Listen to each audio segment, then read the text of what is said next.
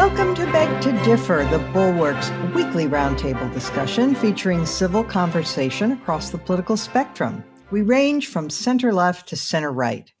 I'm Mona Charen, syndicated columnist and policy editor at the Bulwark, and I'm joined by our regulars, Bill Galston of the Brookings Institution and the Wall Street Journal, Damon Linker of The Week, and Linda Chavez of the Niskanen Center. We have two special guests this week. A.B. Stoddard is an associate editor and columnist for Real Clear Politics and friend of this podcast.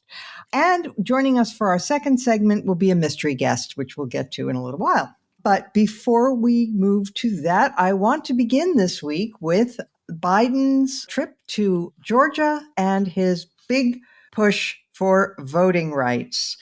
So I'm going to start with you, AB. President Biden went down to Georgia and gave a voting rights speech that the voting rights advocates in Georgia refused to attend, and even Stacey Abrams stayed away. And Biden made a arguably highly demagogic speech where he said that you were either for Bull Connor or you were for the civil rights workers. You were either for Abraham Lincoln or Jefferson Davis. So, AB, what the hell? What's he doing? Well, this idea that it is not about vote casting, it's about vote counting, and the fact that these Republican legislatures in key swing states that decided the 2020 election have now legalized their ability to nullify the next presidential election or other elections by just merely finding fault with ballots or procedures in different counties that don't favor Republicans, et cetera.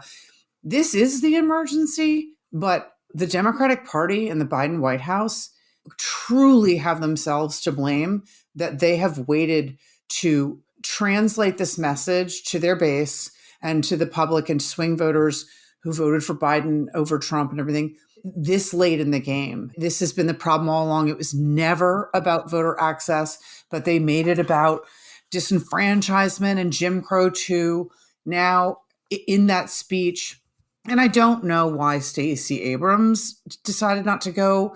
Someone mentioned somewhere online that maybe she wasn't given a speaking part. We don't know that. But now they're back to the wall, don't have the votes, can't deliver, when everybody knows that it's now January of the election year. They've run out of time. They're going to lose their majorities in both chambers, and they can't get this done, and that they haven't budged the senators to go along on a filibuster carve-out.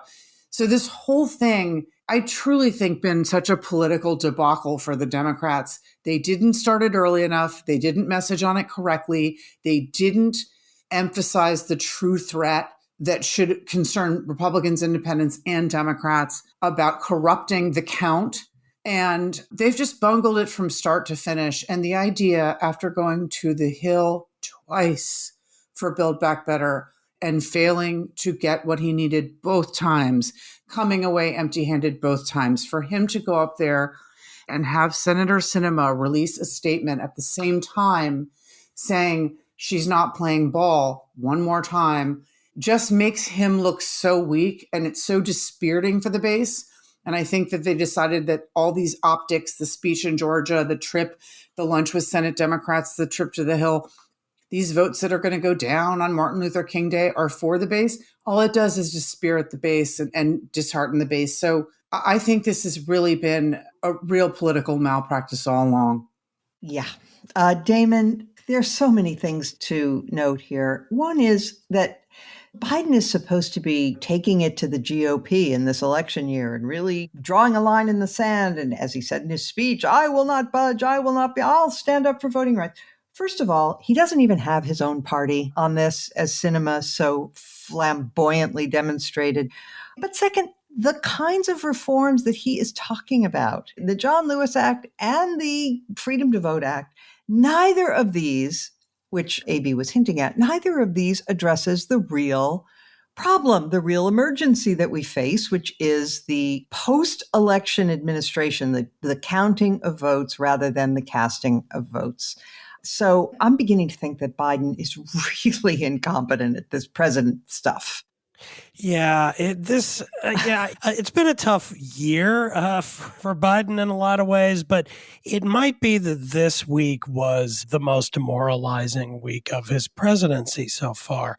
As someone who voted for him with no reservations and has been pulling for him all along, I just sort of stood here slack-jawed this week. And then to hear that speech in Georgia, I mean, I agree with everything AB said and that you too, Mona, have said about this. I mean, you really get the feeling that the White House, the wheels are just spinning off here. They don't know how to manage this politically. They don't know how to get it through Congress. And the whole messaging strategy of treating this as if they're trying to, as you said, bring this to the Republicans and lay a failure of these votes at their feet, when every act to actually accomplish that only highlights how divided the Democrats themselves are. They are fighting a war with themselves.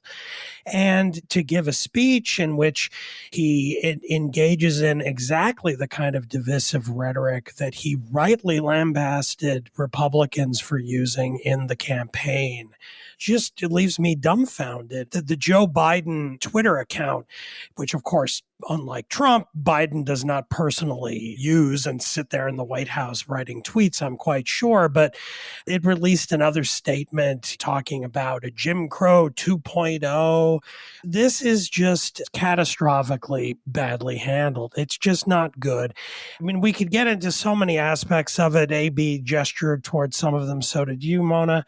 The fact is that this very same week, Democratic senators, including, independent Angus King, but also a couple of Democrats, Amy Klobuchar, Dick Durbin, are working on trying to get together a reform of the Electoral Count Act, which we desperately need, and they're trying to woo over enough Republicans to support it so it could pass.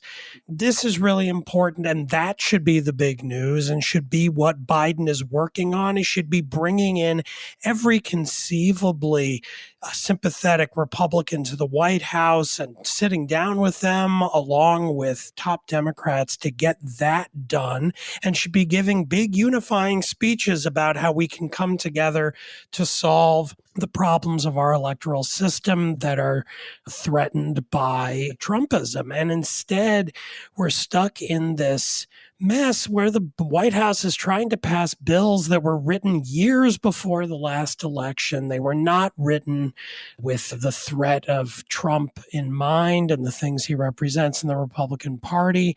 Again, I feel like I've sort of stumbled around and stepped on my own toes in what I'm saying because I don't even know where to begin. It's all so incompetent. It's very demoralizing.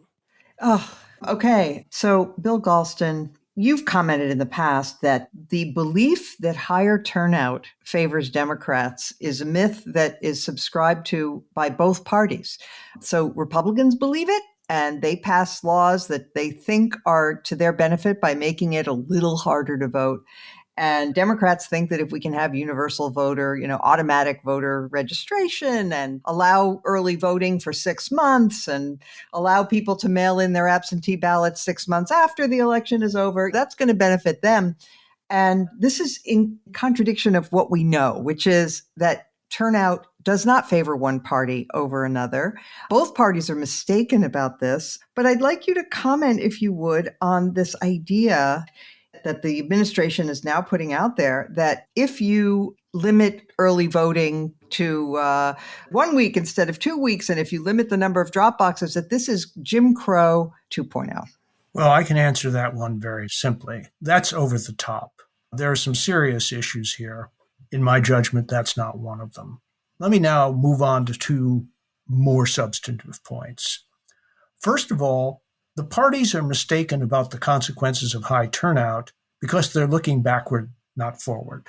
In the old days, when Republicans were the party of the highly educated voter and Democrats the party of the less educated voter, then it was safe to say that high turnout favored the Democrats because highly educated voters are regular voters. They turn out no matter what, 9 out of 10.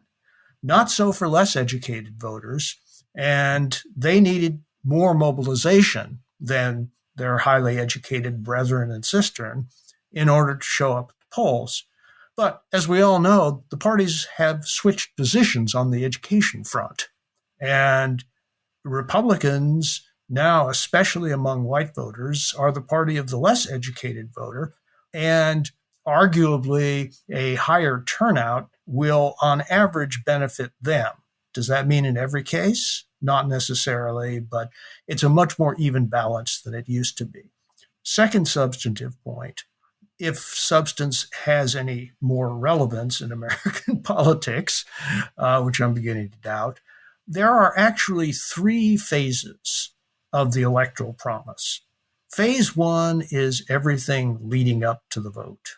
Phase two is what happens between the casting of votes and the certification of the vote, ultimately by state legislatures or their designees. And then stage three is what happens after the state legislature certifies the vote. And the Biden administration is focusing on stage one, which is the least of the problem, just a little on stage two, which is a much bigger problem, as everybody has said, and not at all on stage three, although that was where the crisis occurred in 2020. Go figure.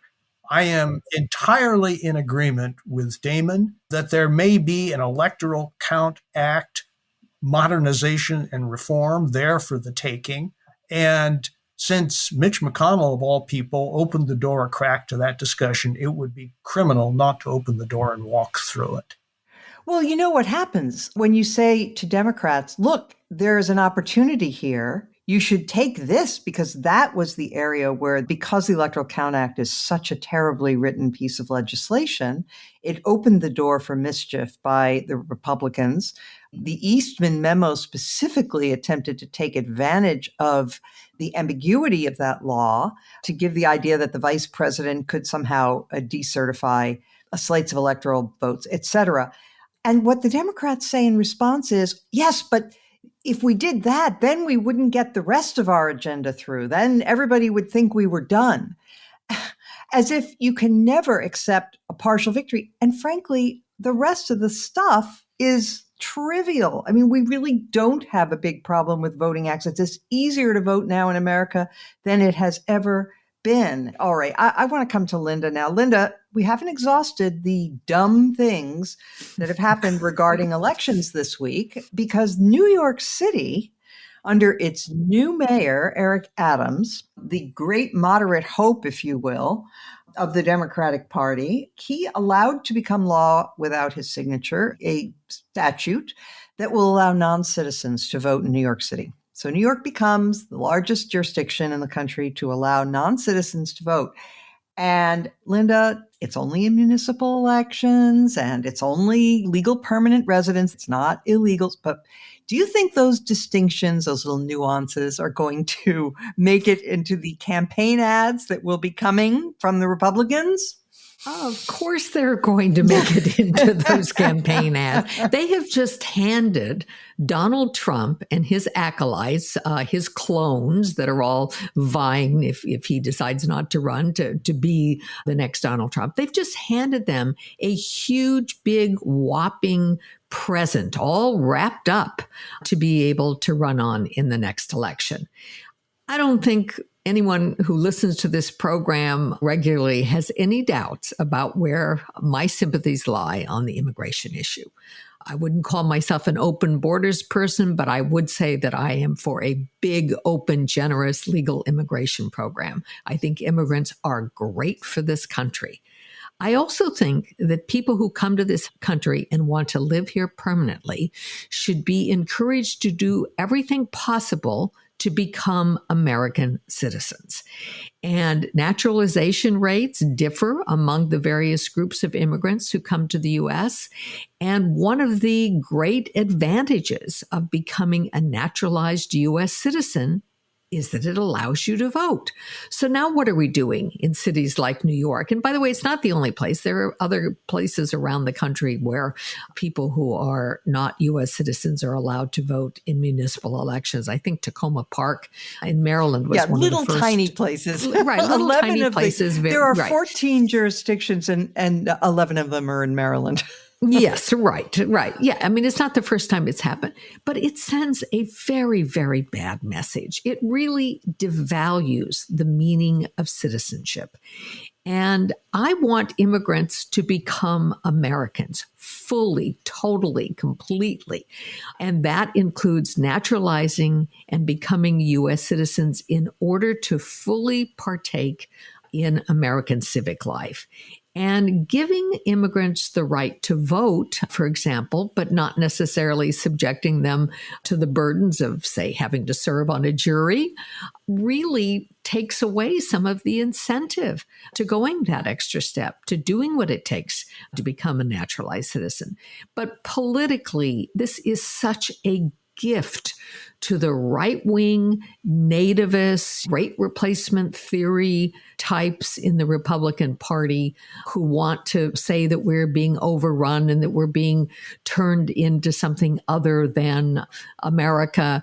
And I have to say, I'm very disappointed in Joe Biden. I'm beginning to wonder about Eric Adams, who I thought was going to be a shining light in New York as well. I think this was very bad judgment. AB, Rui Teixeira had a piece outlining what a terrible thing this Biden speech was and his whole approach on this. And he made a number of points, some of which you made in your initial answer. He pointed out that this won't pass, this legislation that he's talking about, and it will demoralize the base to raise it only to have them be disappointed yet again.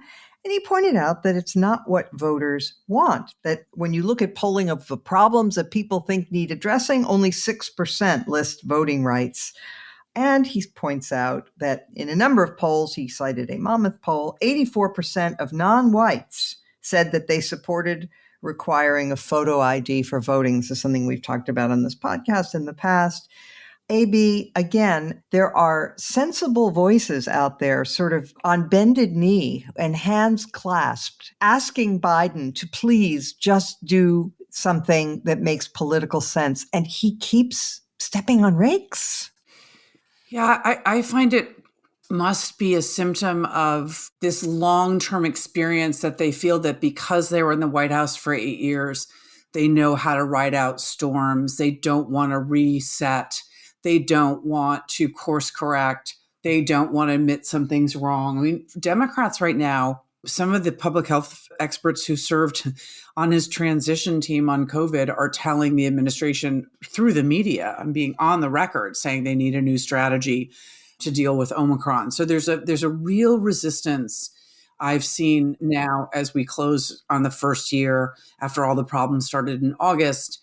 And we head into the election year, there's a real stubborn streak among that team that they must have seen it all and know better. But of course, there are people that have made it clear that the progressives are insisting on the perfect becoming the enemy of the good, that they did it with Build Back Better, almost prevented the passage of a 70% popular bipartisan win on in physical infrastructure.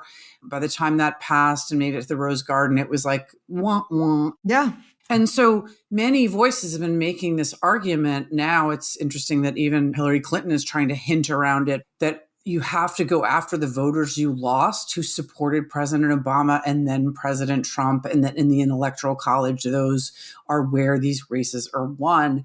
And they just refuse to listen. I did think that they had the right instincts on COVID and the economy being their imperative, and they stuck to it for a really long time. But how they didn't realize after the first variant mutated into Delta that Omicron wasn't coming and we don't have more mutations coming down the line and we didn't have tests ready has really caused me to question, in addition to all of the rhetoric to sort of reward progressives and snuggle them and make them feel better throughout these legislative battles, really have caused me to question why they want to keep banging their head against the wall when they know the obvious thing. They know as well as David Shore exactly how they lost Black and Hispanic working class voters to Republicans in 2020. They know the danger of defund the police. They know all this.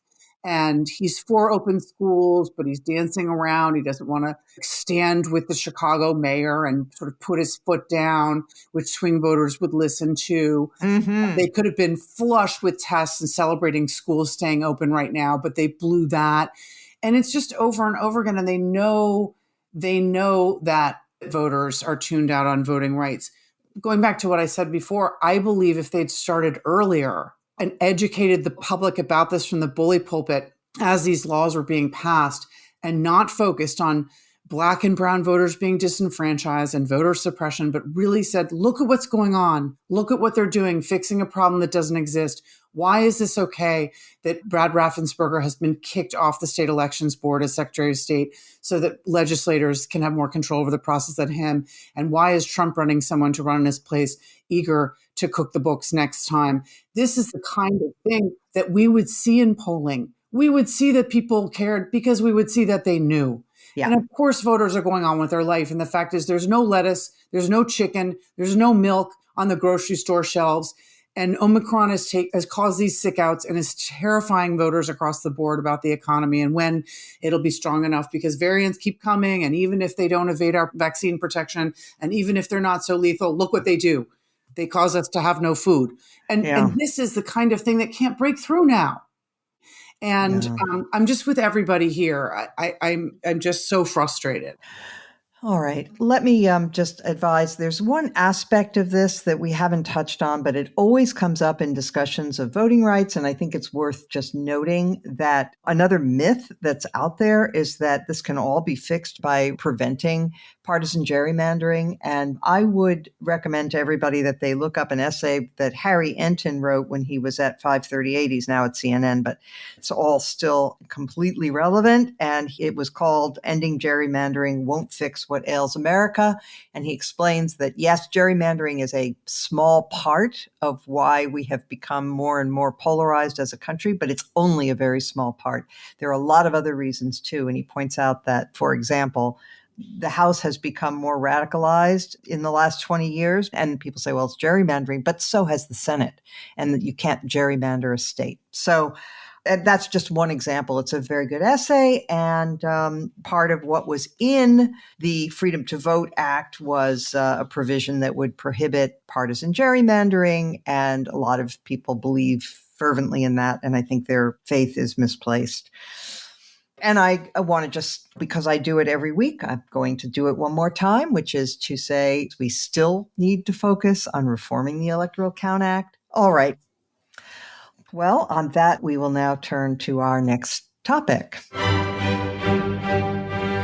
All right. Our topic number 2 today is the possibility of war in Europe. And joining us to discuss this is our special guest, Benjamin Parker, senior editor at the Bulwark and excellent son to yours truly. So welcome, Ben. Thanks, everybody.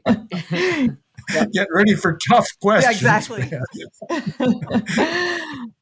Very good. So, Ben, I'm going to start with you.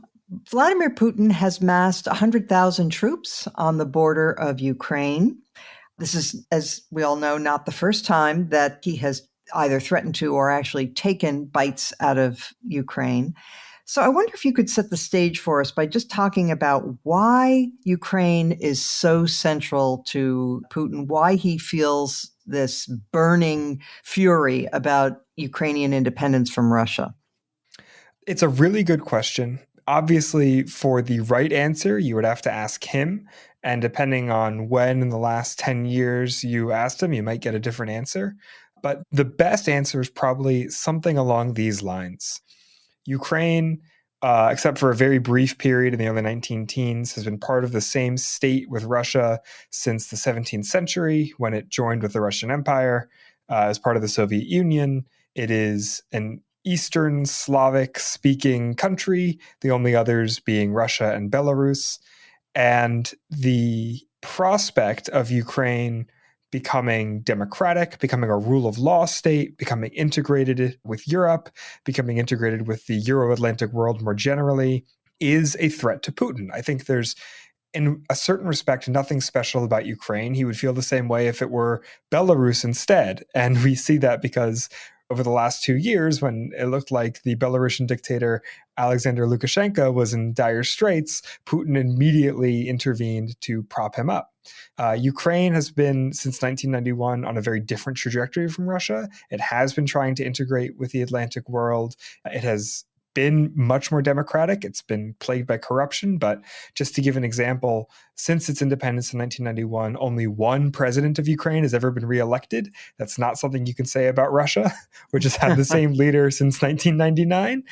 And the further Ukraine gets towards becoming what they, often call, both in Ukraine and Russia, a normal country, just to say, just like its democratic, free European neighbors, the more that is a threat to Russia, because the Russians might look over the border and say, hey, if the Ukrainians could do that, why can't we? Yeah. So, Linda, Putin famously said that the dissolution of the Soviet Union was the greatest geopolitical tragedy of the 20th century. And that was a century that included 2 world wars and the Holocaust, genocides. Yeah. So, So do you think that we are doing enough to deter Russia from invading Ukraine? Or do you think that this is something that we just don't have that much control over? It's not a question, I think, of whether or not we have control over it. I think we are absolutely not doing enough. I think that Joe Biden has no interest whatsoever in playing a forceful role. I mean, he threatens Russia with diplomacy. Oh my goodness! If you don't start behaving, we're going to have diplomacy thrown at you. And, and sanctions. He's threatened sanctions. It's sanctions. Yeah, but you know what? Sanctions haven't worked recently, in case no one's noticed, with Russia. Mm-hmm. They just haven't. And, more sanctions, bigger sanctions, there are ways around them, and they don't seem to work at all. What he's not done is to suggest in any way that the United States might want to position jets and other kinds of weapons in friendly areas. We've got a base in Poland. He has not been forthcoming, I think, enough in giving Ukraine the kinds of weapons that would allow them to at least put up a really good fight against Russia if there were an invasion. And in that respect, that's not unlike his former boss, President Obama, who also disappointed Ukraine. So, I don't think we're doing enough. And I do think that this is perilous. I mean, the idea that there would be a war in Europe is almost unthinkable. We have not had such a thing occur in any broad scale. I mean, obviously, there were the war in the Balkans, but it didn't spread. But here you have a situation where you have other countries that were once part of, if not directly part of the Soviet Union, were in fact dominated by the Soviet Union, countries like Poland. And you have Putin behaving in what is clearly an imperialist fashion. I mean, the idea that he's going to invade, I mean, he's already taken part of Ukraine, that he's going to invade and take more of Ukraine is something that we just don't know how that would end. We do not know that it would not spread further. And the fact that President Biden is behaving so fecklessly in this regard, I think is very dangerous. It's one thing not to get your voting rights bill passed. It's one thing not to get your Build Back Better bill passed. But if we end up seeing real war in part of Europe and the possibility of that spreading, this is a direct threat and one that I think we're just in a very, very dangerous point right now. Bill Galston, Linda says that the president is being feckless. I've seen the argument made that actually these negotiations that we're engaged in are smart because time is not on Putin's side, that the longer we drag out negotiations, the harder it will be for him to use that military, especially if it drags into the spring, which would be late March, when the ground becomes too soggy for tanks. What do you make of that argument? I think that's what the Pentagon thinks, although I have to tell you that within my own institution, I've witnessed divisions on this very point among current and former military officers. And I've pushed on this point, and I'm left more confused than when I started. I don't know whether that is true or not. Having said that, I'd like to give 1.5 cheers for the administration in its management of this. I'm a click more favorable than Linda. They have done on Ukraine what they failed to do on Afghanistan, namely reach out to all the people with skin in the game and bring them in from the sidelines to the real discussion. I think the Biden team has done a pretty skillful job of consulting with allies and partners and getting NATO, the EU, the OSCE, and other groups as closely aligned as is possible under the circumstances. That's point number one. Point number two, if we were just talking about traditional sanctions, I'd agree with Linda. But on the table are at least 2 items that go far beyond that.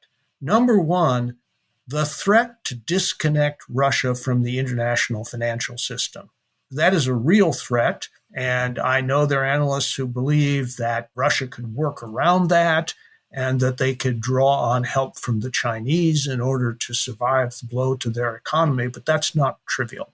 It would be not targeted at individual oligarchs. It would be a blow to the Russian economy as a whole.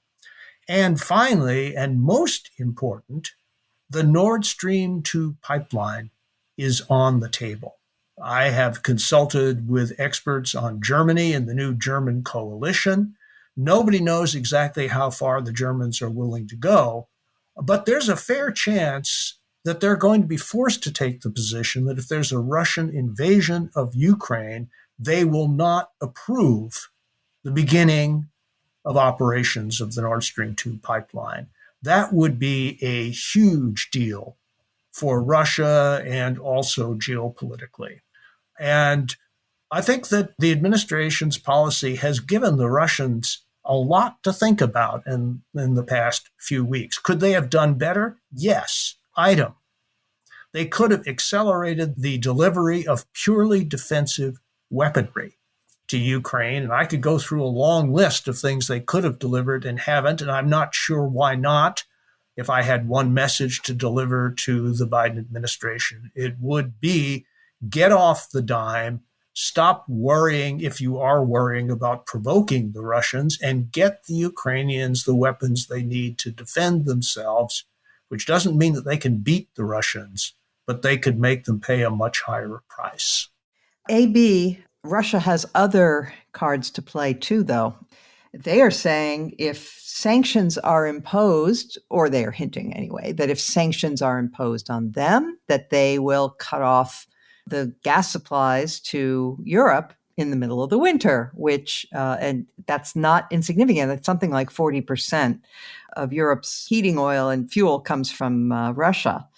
So what's your sense of the relative dangers here, the proper positioning by the West and by the Biden administration? Well, I think it's hard to know if the administration working with our allies continue to hold Putin off, if what Bill says is true or not. I don't think we can be critical if behind the scenes they are effectively working with allies to use Nord Stream as leverage with the Germans and to try to, I mean, they are, they're sending the Secretary of State on TV to say that there will be, severe punishment and confrontation if they don't come along. So I think that, you could look at this and say maybe they're working as a coalition very effectively this time, and that Biden has, been on this rodeo before and knows what he's doing. And I think time will reveal whether or not that's true. But what's clear is that Putin is moving, and that he moved into Georgia and Crimea and intends to do this eventually because he feels that he doesn't ultimately in the past pay that much of a price. So I think Linda's right. The idea of an actual conflagration that spreads in Europe is, it's really absolutely terrifying. But I think I would probably say that so far they're succeeding in a world of no good options, where there's obviously no easy answer. And this happened in Crimea under the Obama administration, and on, that there's no good, obviously there's no easy path for Biden, but that perhaps he's putting more of an effort into this than he has into other things since he took office overseas, and that they might just be incrementally succeeding, and that the threats of the sanctions might be potent enough to hold off an invasion into Ukraine. Anything we say changes, right? If he acts, and he's positioning himself to act. So I'm not going to make any predictions, but it might be that Putin's threats to Europe, combined with our efforts with our allies in Europe, lead to some serious bite, enough that he holds off longer. But it's a long-term goal, and he's going to do it. I don't know who will be president when he does it. Damon, one of the curious things about this is that when you read stories that originate from Kiev, you don't sense that the Ukrainians themselves are that nervous. I mean, the rest of the world seems to be more worried about what might happen in the next few weeks than the Ukrainians themselves. Apparently things are going on as normal. People are kind of shrugging it off, or at least that's the impression I get from some of the reporting. What do you make of that? Do they know something we don't know? Or are they just whistling past the graveyard, or does it not matter either way? Well, I'm not really sure. I mean, it might be an indication that they're somewhat less concerned than Linda was earlier at the prospect of an invasion on the eastern side of the country spreading throughout the region. So if the polling is mainly taking place, I don't know where the journalism or the polling is getting its information. If it's in Kiev, it could be that there they don't really worry that, well, of course, he's not going to come this far if he invades, and so my life won't be that much disrupted. It could be that. Or maybe they just think it's like bluster, and we've heard Putin do it before. I mean, frankly, if I lived there, I think I would be on the more worried side of things. But I really don't know what they might be thinking on the ground there. I don't know how informed they are about what's happening, but it seems to show that the government, it doesn't seem to be whipping up a lot of concern about it. So I'm not really sure. And what's your sense of what the U.S. should be doing or is doing? Yeah, well, it's complicated. As usual in foreign policy, I come from somewhat different premises from most of the rest of the team here. I mean, my sense of the situation in that part of the world is that we're kind of trapped in a scenario where we are sort of bound to lose ground. And that's because since the end of the Cold War, we have been expanding NATO eastward, I believe, into areas that we are, in all honesty, not willing to fight a war for. And that's not a good idea unless you think bluffing is a really great idea in foreign affairs. And I don't. I mean, sometimes you have to bluff. But in general, it's not a good idea to expand a defensive alliance that has mutual defense provisions wedded into it if you're not really willing to send troops and have them die for the cause. And I think it is simply the case that there will be no stomach for sending American soldiers to fight and die to defend eastern Ukraine. Therefore, Ukraine should not be part of NATO. And the same is true of Georgia and other countries that may wish to join NATO for their own sake. I don't blame them. They would benefit enormously from that in theory. So Putin, I think, knows this, and he is in effect calling this bluff. He does not believe we will fight to defend these parts of the world, and he believes that it matters to him a lot more what happens there than it matters to us, and I think he's probably right about that. And given that fact, it's hard for me to see, and in a way, AB said a version of this toward the end of her comments, that, maybe this stuff will work that we're doing, but Can we really stop? Maybe we can get Putin to delay so it won't happen this winter. Maybe it'll happen during Biden's successor, the next president. Who knows? But it does seem as if I fear that NATO in this region has probably jumped a little bit ahead of itself, and or we're not going to end up staying at the current lines. We're probably going to have to pull back a little bit and have a tough discussion about where exactly are we willing to fight and risk American lives on the line. And that is where we should really make clear, no, this is where you can go no further, because I don't think it's Eastern Ukraine. So, Ben, I'm going to come back to you. Clearly, Vladimir Putin would like to drive an ice pick into NATO's skull and kill it.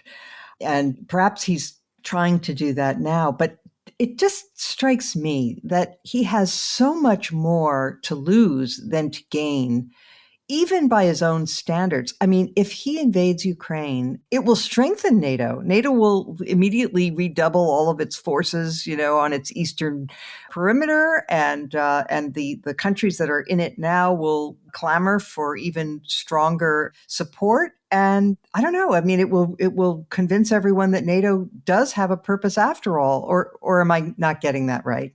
I think you're basically getting that right. I'd like to start, if I may, by begging to differ with Damon a little bit. I don't think anyone will be that surprised that we see things slightly differently. But I think it helps, first of all, to separate two things that aren't always separated, but in this case should be. There's NATO and there's Ukraine. Ukraine, along with Georgia in 2008, was promised by NATO, which makes decisions as a bloc. All the decisions are unanimous. They were promised eventual membership in NATO, but they were given no timetable.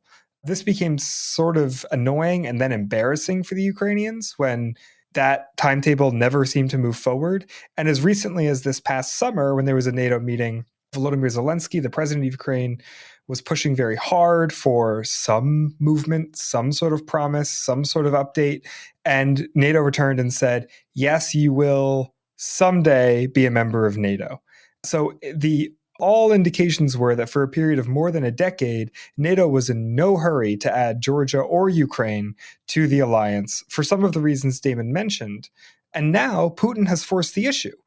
Now he has made the issue not just will Ukraine be a member of NATO? It doesn't really look like it. Now he's made the issue, are land grabs in Europe by force something that is allowed or not allowed? It should be pointed out that this is not a new war we're talking about. This has been a war that's been going on for almost 8 years now, since the seizure of Crimea and the invasion of eastern Ukraine in 2014.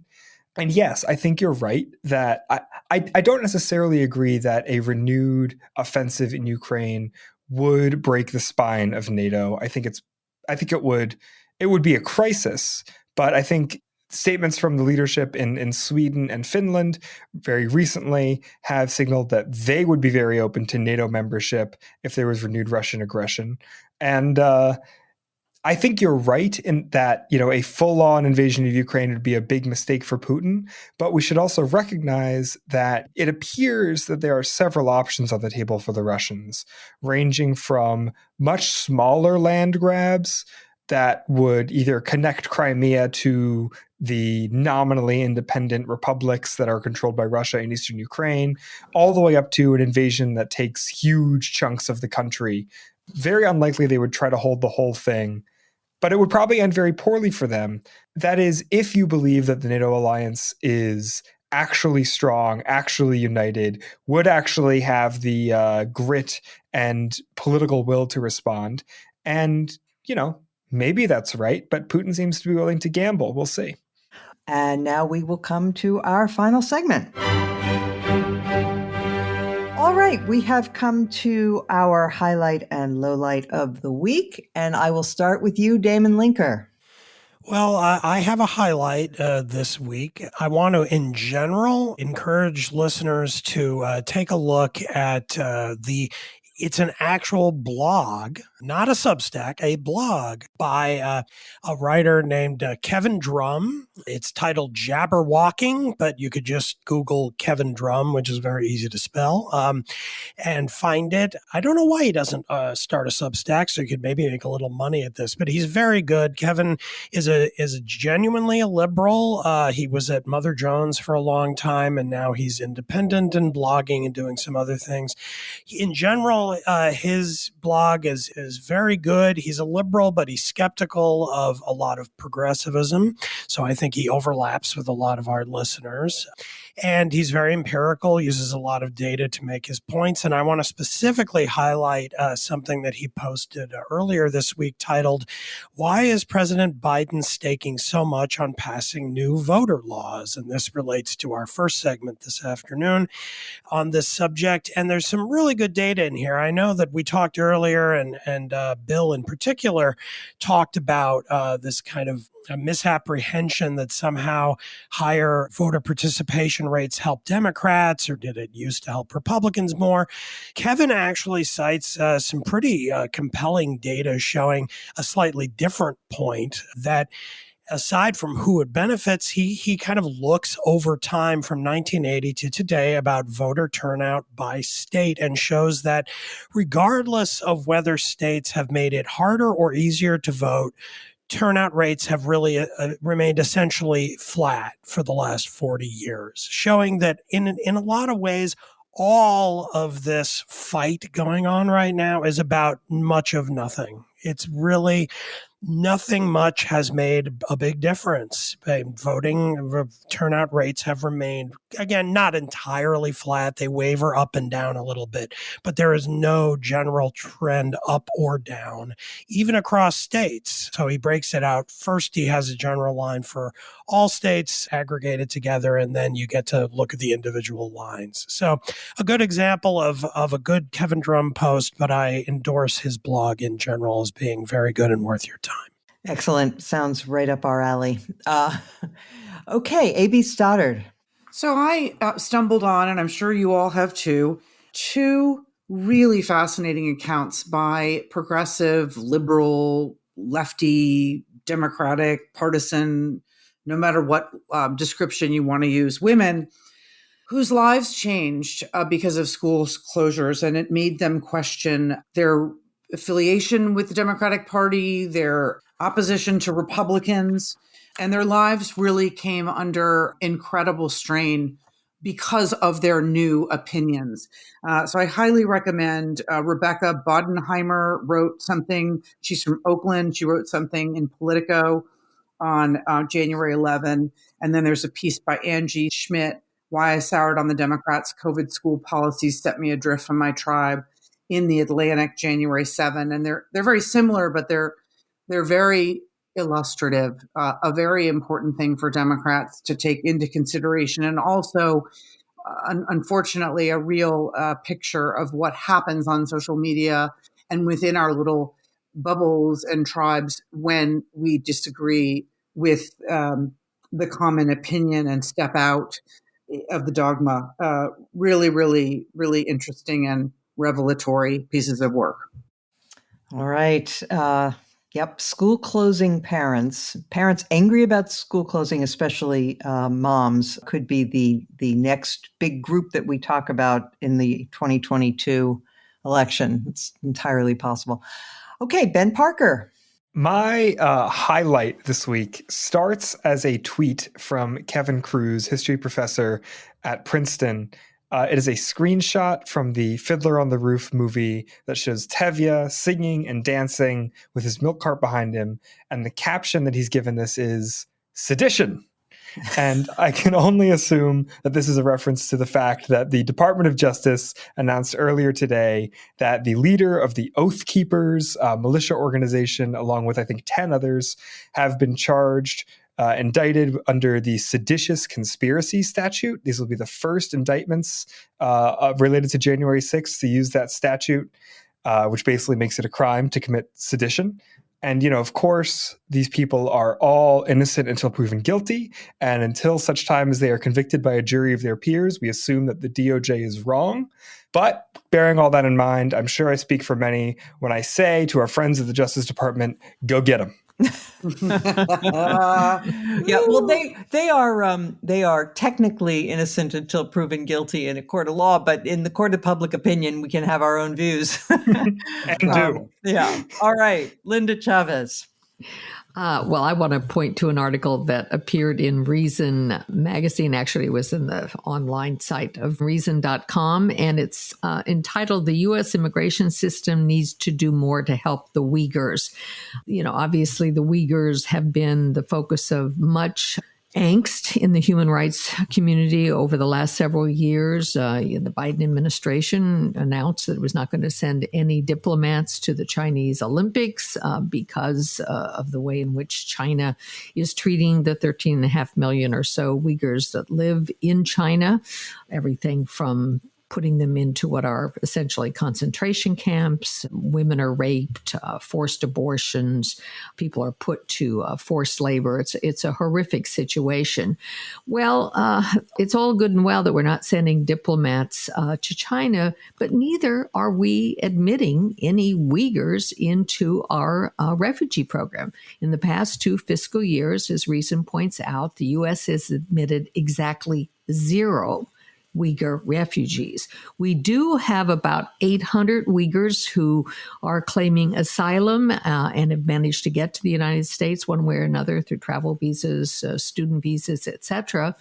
But they are caught in this abysmal breakdown in the asylum process, and so they're not being admitted either. So I just want to point this out. It's one of the many ways in which our entire immigration / refugee / asylum process has broken down, and it's quite tragic. And I just commend people to read this short piece on reason.com. Thank you for that. It's really shameful how few refugees we've been taking in recent years, mostly at the initiative of the Trump administration. Bill Galston. Well, as a center-left sort of guy, I pay attention to the competition, and the best of the competition on the center-right often appears in the pages of National Affairs, a quarterly that Yuval Levin edits.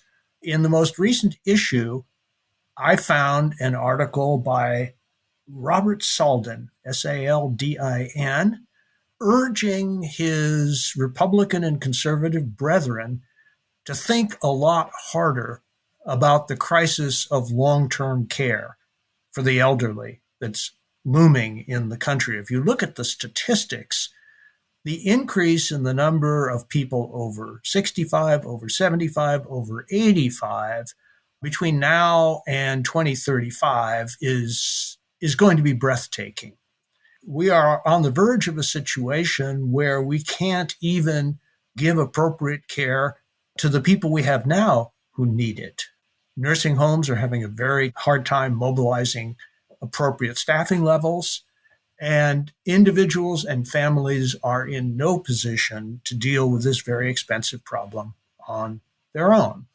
I've been part of bipartisan discussions on this issue for years now, and Saldin's is a very welcome voice on the center-right, urging that Republicans get together with Democrats and independents who've been focusing on this issue for a long time and really put on the table a serious long-term solution, because otherwise we're going to be hit with a wave, which is already beginning to crest, and we are going to be years behind where we need to be in order to deal with it effectively. Bill, you're assuming that we can come together and solve problems in America today.